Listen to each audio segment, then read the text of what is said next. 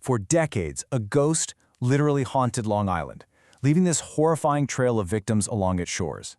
And then, almost out of nowhere, in a quiet courtroom, the whole mystery just ends. It ends with a confession from the most unlikely person you could imagine. So today, we're going to break down how one of America's most infamous cold cases was finally cracked. And that quote right there from the attorney for the victims' families, it just says it all. It perfectly captures the absolute bone-chilling coldness of the man at the center of this story, Rex Heuermann, as he stood in court, his secret life completely laid bare for the world to see. So here's how we're going to walk through this. We'll start with that stunning confession, then we'll rewind and look at how this whole mystery began. We'll get into the turning point of the investigation, explore the killer's unbelievable double life, and then wrap up with the justice that was served and the questions that are still hanging in the air. Let's dive in. Okay, so we're starting at the end of the story, because the end is really where the whole thing just comes crashing down, right inside a Suffolk County courtroom.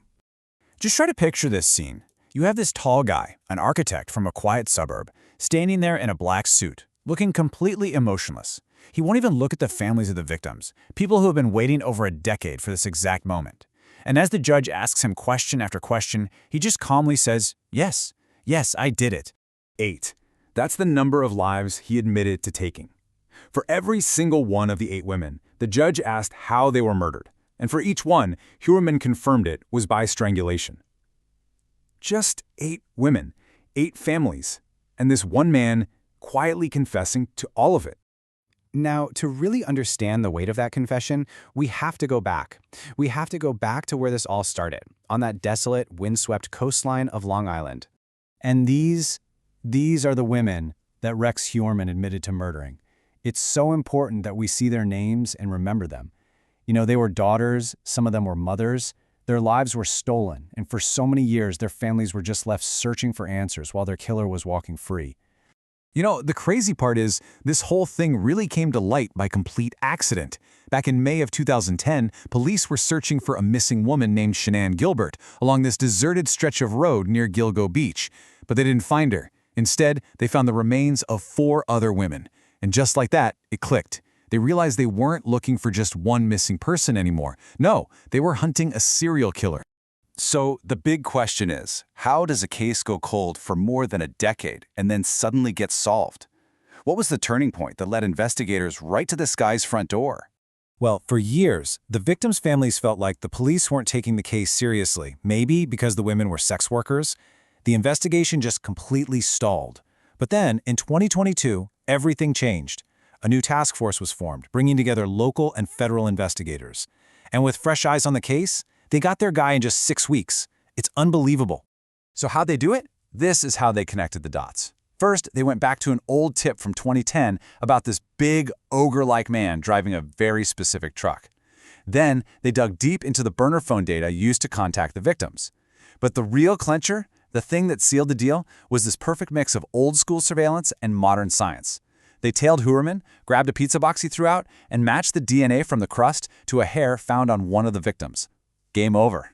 The evidence was undeniable. It all pointed to one man. And when his identity was revealed, it sent absolute shockwaves through the quiet Long Island suburb where he lived his entire life.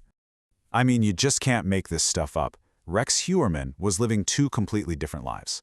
To the world, he was a married father of 2, an architect with an office in Manhattan. He lived in this rundown house he grew up in, kind of the eyesore of the neighborhood. But in secret, he was this meticulous monster, using burner phones to prey on women and keeping a terrifying planning guide for murder right there on his computer. This quote from one of his neighbors just sums it all up, doesn't it? The feeling in that community was pure shock. The guy they saw every day, the man they might have waved to, was hiding this monstrous secret. It's just a chilling reminder that you never, ever really know who you're living next to. So, Heuermann's confession finally brought the manhunt to an end. But that doesn't mean it closed the book on all the pain or all the questions that still lingered. So Heuermann is going to spend the rest of his life in prison, that much is settled. But for the victims' families, it's complicated. Yeah, they got a confession, but it came after years of feeling like nobody cared. And then there's Heuermann's own family. His ex-wife and kids sat in the back of that courtroom, having to face the fact that their husband and father was this person.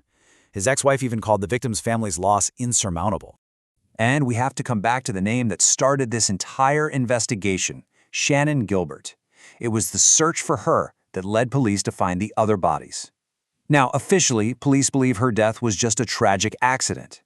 But her frantic 911 call that night, where she's screaming that they were trying to kill her, that leaves this huge, haunting question mark at the very center of this whole story.